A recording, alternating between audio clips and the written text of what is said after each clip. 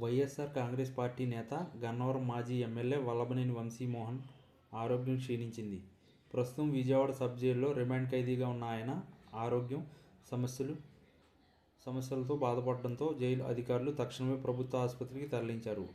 వంశీ గత కొన్ని రోజులుగా నడుము నొప్పి, కాళ్ల వాపుతో బాధపడుతున్నట్లు సమాచారం. సమస్యలు తీవ్రమవడంతో డాక్టర్లు గుండె సంబంధిత పరీక్షలు, రక్త పరీక్షలు చేశారు.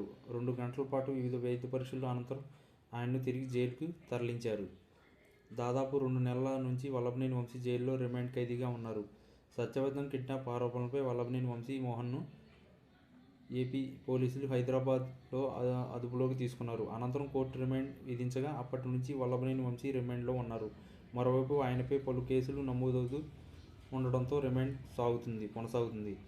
2023 ఫిబ్రవరిలో గన్నవరం టీడీపీ ఆఫీసుపై దాడి చేసిన కార్యాలయాన్ని ధ్వంసం చేశారు.